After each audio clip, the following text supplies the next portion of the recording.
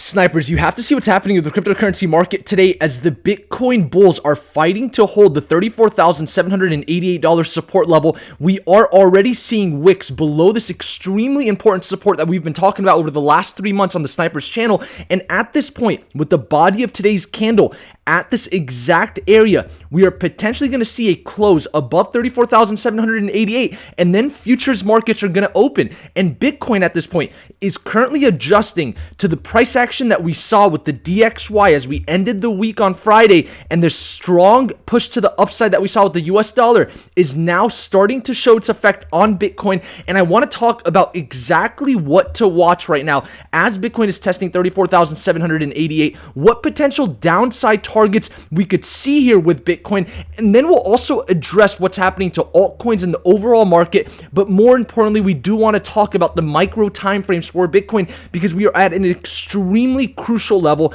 testing this resistance, and this is not a surprise. It's garden variety market behavior that when a major level breaks, and by the way, it's not a coincidence that this is the exact level we saw all of the volume come in. This is a level that we know if this door opens, it potentially puts Bitcoin into a range where we could see the $24,000 level. But I'm going to talk about why that may not happen exactly as you may think. And of course, we do want to address the volume in the micro time frames, but right now on the hourly chart, we are coming up to see a garden variety market retest of a previous breakdown level. And so this at this point is going to be a very big deal for Bitcoin. If we're able to get above this, that's going to be the last draw for Bitcoin to come up and hold this $34,788 level. But if this is a rejection, I'm going to talk about the potential downside scenarios we could see here for Bitcoin. And then we'll also look at Ethereum when we cover altcoins as we always do. You guys are watching the Snipers channel on a Sunday. I appreciate each and every one of you guys tuned into our channel. Remember to smash the like button for the YouTube algorithm. So first, let's address what Bitcoin is doing right now. On the daily chart, of course, we are maintaining the body of the candle above 34,788. That's not a surprise. We've seen that happen twice here. You can see every candle has pretty much only wicked below 34,788 throughout this consolidation period. We only saw one full candle close below this level. And so yes, we are coming back down to test this as a support. That is obviously not a positive thing because now this is a bull trap in the books. And so the next possible scenario, in my opinion, is we're going to start to see the support level of this ascending area where we have the low and the higher low get tested, and that's at that $32,000 level.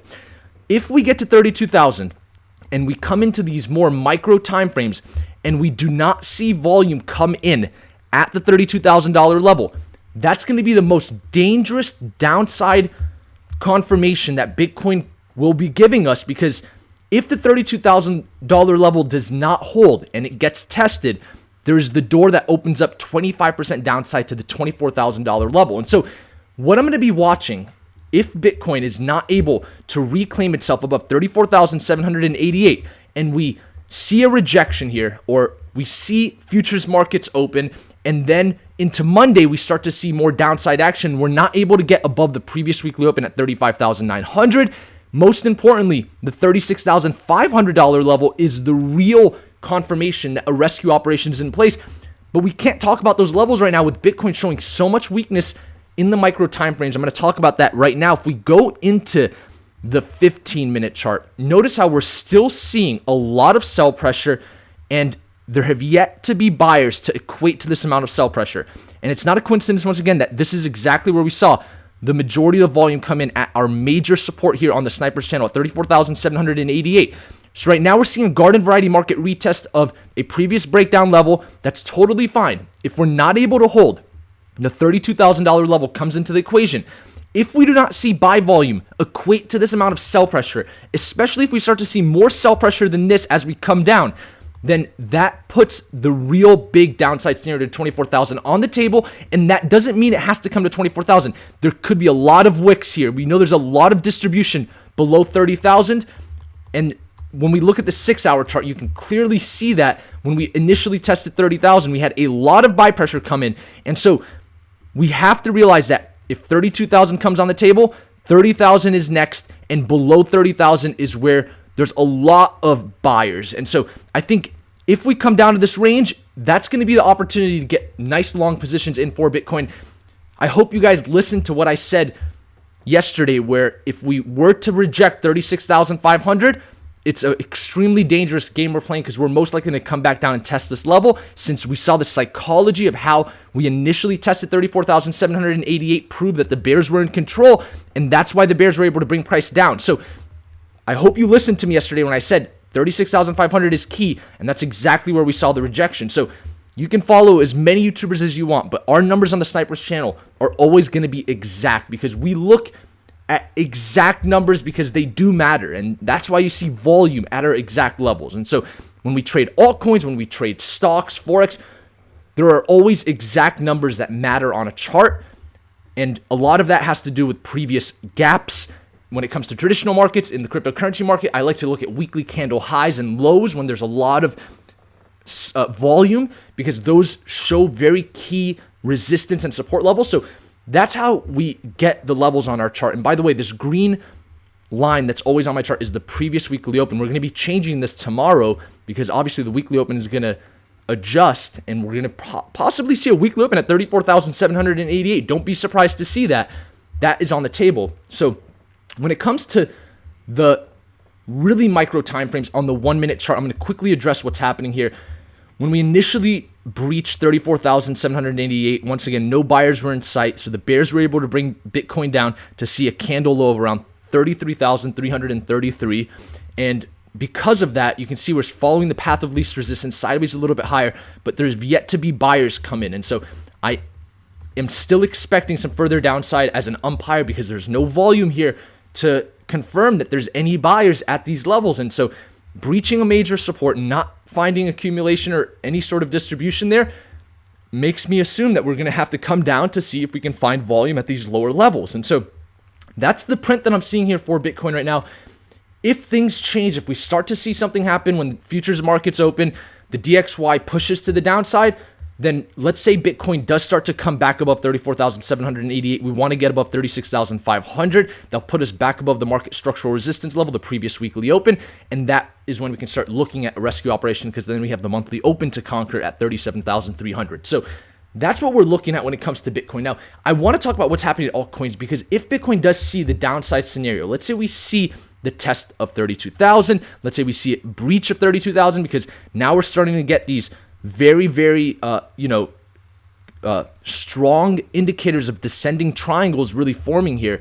And so once again, this $34,788 level is really where the support is. And so I think that a strong breach of a daily candle body below this level is what's going to start bringing in a lot more sell pressure. So that's what we're watching here. And if we start to see this play out, when we're going to look at our altcoin portfolios, first, we'll cover what's happening to Ethereum, the biggest altcoin, of course. This will give us a strong indicator of how other altcoins may react. It looks like Ethereum wants to continue to see downside.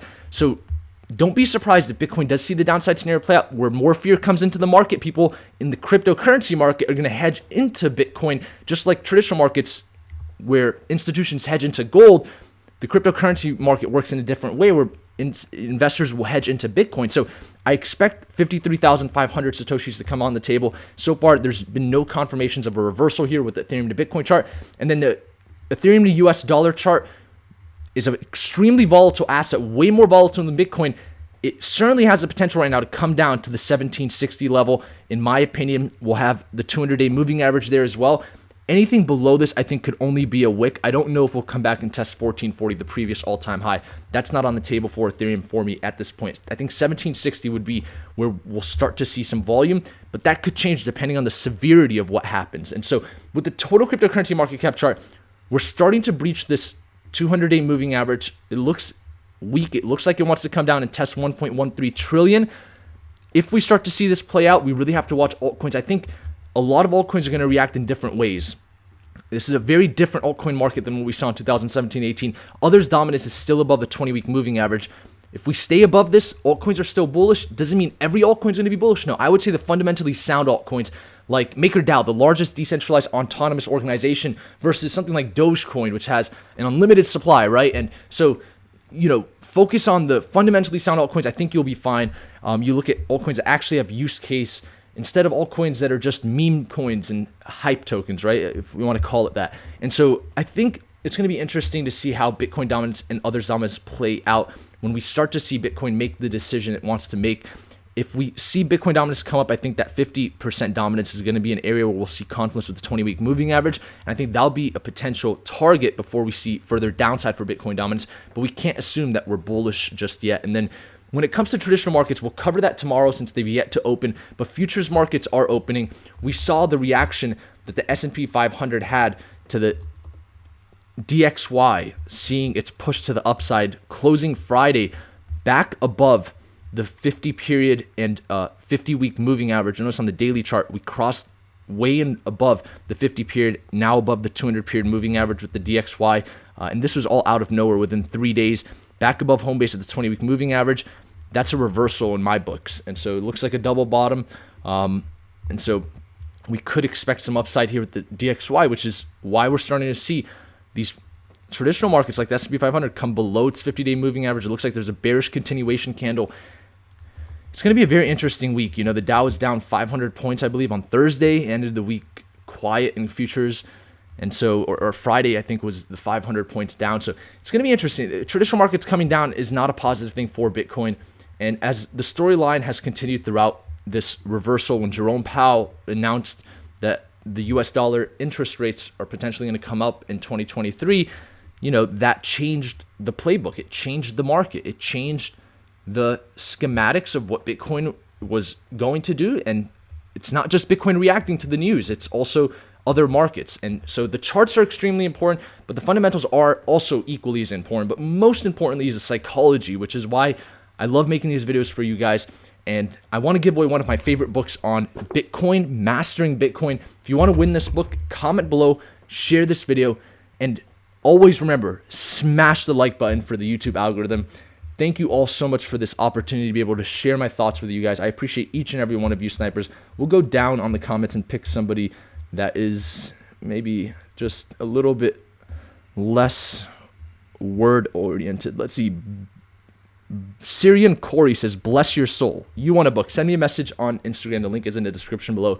I'm always going to diversify which comments I pick for the book giveaways, but I love giving you guys books, especially ones that I've read and have impacted my life when it comes to being in the cryptocurrency market and being a trader and an investor in this market and other markets. So thank you all so much for tuning in today. And until next time, I'll see you next week. Snipers